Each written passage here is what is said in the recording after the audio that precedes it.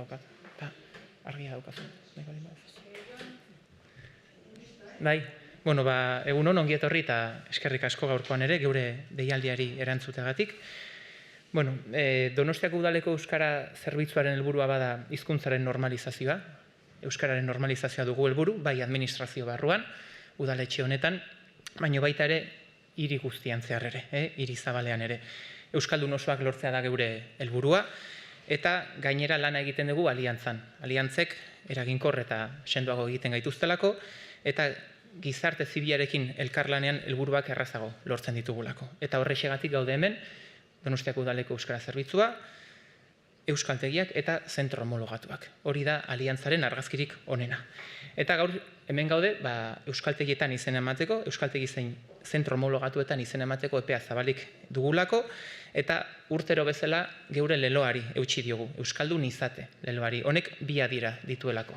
Batetik, euskaraz, jakina, euskalduna da euskara duena, baino geure hizkuntzan sakondu dezakegu, geure trebezia, geure gaitasunak zabaldu ditzakegu, eta horretarako dei ere egiten dugu. Azkenean, lehiakorragoak izan gaitezkelako merkatu laboralean, lan esparruan, baita ere, hizkuntzan jartzen dizkigun erronkei errezago egingo diegulako aurre, edo geure komunitatearen partere izatea garrantzitsua delako. Baina gaztelaniaz, dakizuen bezala badaukare bede adiera, euskaldun izate, hau da, ikasi zazu euskara, jaso zazu euskara, eta euskara ez dakiten horiei ere dei egiten diegu, aurtengo ikasturte honetan. Denborak eta garai berriek ere eskaintza berria mahai gainean jartzera behartzen gaituzte, orduan, ohiko ikastaroak hor daude, betikoak, baino baditugu ere online bidez, autoikaskuntza bidez gauzatzen ditugun horiek, eta baita ere baditugu ere xede bereziko taldeak. Hau da, helburu jakin batzuekin sortzen edo egituratzen diren proposamenak ere baditugu. Hainbat kolektibori erantzun emateko, izan merkatari, langabetu, edo horrelako hainbat kolektibo baita ere, etorkinekin batera. Aurreko urtean, 984 personak jaso zuten diru laguntzen onura, Donostiako udaleko euskara zerbitzuak 940.000 euro bideratzen ditu urtero, kasu honetan, euskarako diru laguntza, euskara ikasteko diru laguntzak bideratzera, hortara bideratzen ditu, eta, esan bezala, aurreko urtean 1000 personak jaso zuten diru laguntza horren onura. Udala eta abek biak batera, elkarlanean, finantzatzen bai dugu, euskara ikasteko, kanpaina hau.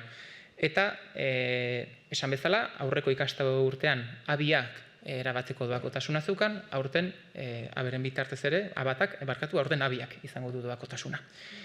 Orduan, gutxi gora bera hori da, aurten adirazteko duguna, izen ematea zabalik dagoela, eta mezu bikoitza, hau da, euskaldun izate, euskarak badakiten horiei euskaran sakontzeko deia, baino baita ere, euskara zutena, jaso dezaten, horiei ere, dei egiten diegu, geure euskaltegi eta zentru homologatuetara etor daitezen. Gaztelaniaz mezu labur bat botako dut.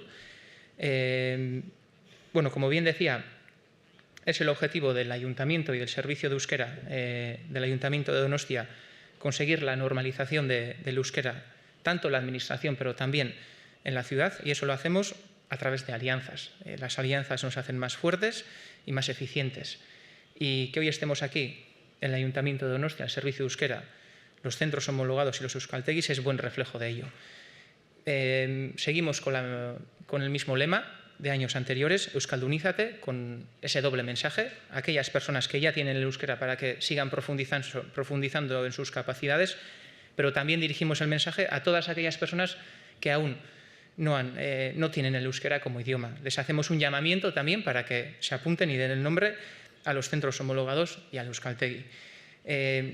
Y todo esto está ayudado, está subvencionado, gracias a la aportación del Ayuntamiento de Donostia y de ABE.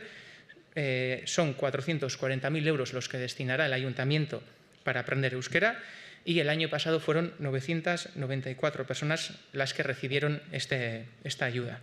Por lo tanto, los recursos están sobre la mesa para que todas aquellas personas que quieran profundizar en sus capacidades lingüísticas puedan hacerlo con total naturalidad.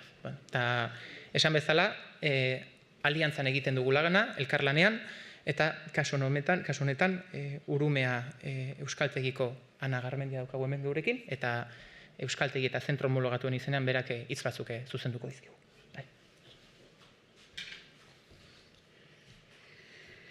Egun on guztioi, eskerrik asko ona etorritzaten guztioi. Aurtengoan ere elkartu gara Donostiako Euskaltegiok, Donostiko Euskara Zerbitzuarekin batera, 2025-2026 ikasturteari hasiera emateko, urtero bezala. Euskara ez da hizkuntza bat bakarrik, milaka urteko ondarea da, belaunaldiak, herriak eta emozioak batzen dituen sustrai sakona. Denboraren joanari eutsi dion eta eusten ari zaion altxor bizia da. Gaur, inoiz baino gehiago indartu, hitz egin eta sentitzea merezi duena. Euskaraz hitz egitea ez da komunikatzea bakarrik. Komunitate batean aktiboki parte hartzea da. Mundua ikusteko beste modu bati atea irikitzea da. Euskara ikasi, sentitu eta bizi egin behar da. Euskaldun izate, lemapean dagoen mezuak ondo adierazten duen bezala. Eta euskara besarkatu behar da, aberen besarkatu euskara aurtengo leroak dioen bezala. Aipamen berezia egin nahi diegu euskara zer den ulertzen duten herritarrei, urtetan euskara ikasten aritu diren herritarrei. Esfortzu handia itzela egin dute eta eskartzekoa da. Haien bide lagun izan gara eta izango gara euskaltegiotan lan egiten dugun irakasle eta lantaldea. Bide lagun ditugu erakundeak ere. Inoiz euskara ikastea pentsatu baduzu, hauxe da unea, ez dio axola adinak, ez dio axola nondi izatu zen, euskara zain duzu. Eta horretarako euskaltegietan aukera zabala aurkituko duzu, euskara ikasteko. Batetik, lehen aipatu duen bezala ordutegi zabala, goizez, arratsaldez, gauez, modulo aukera handiak, eraskotako erritmoak, aurrez aurreko ikastaroak, onlineko ikastaroak, xede bereziak, kolektibo ezberdinei zuzenduak, gurasoak, gaztetxoak, jubilatuak, langabeak, kolektibo asko. Eta ikasleak behar duenera egokitzeko, gaitasuna erakutsi dugu urteetan, hori aipatu nahi dugu, eta horrela egingo dugu aurrerantzean ere. Matrikulazio kanpaina hontan, Jonek ondo aipatu duen bezala laguntzak ere izango ditu, aukeran ikasleak, bai Donostiko udalarena eta baita aberena ere. Eta hoxe da, beraz, gerturatu euskaltegitara eta behar duzun informazioa jasoko duzu. Eta bukatzeko gogoratu, euskara ikasi, sentitu, bizi eta besarkatu. Eskerrik asko. Hoxe da. Tamendik aurrera, galderarik balego. Jon, matrikulazio kanpaina noiz arte dago irikita? Noiz arte daukagu zabalik matrikulazio kanpaina. Irailaren azken asterarte. Iaz, badakizu zenbat ikasle egon zian Donostian euskara ikasten, gutxi gora bera? Laguntza eskatu zutenak, 900 bat, eta... Bai, laguntza eskatu 900 eta 94. Horiek laguntza eskatu. Dutenak, eta guztira... Hori da. Bai.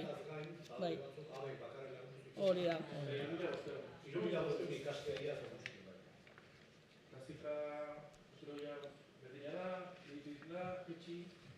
Hori ditzen da, batzutan ehun ikasle gora, ehun ikasle bera, gehiago ez. Iaz nabarituztan, beheko mailan, egintzala zertxo bai, eta bat mailan. Laguntzei esker. Mailako mailan, egintzan, laguntza handia bat zela. Bai.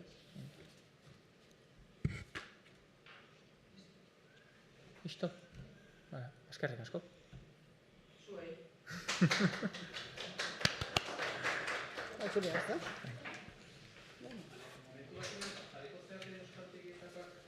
Hau zuena da, ez? Bai.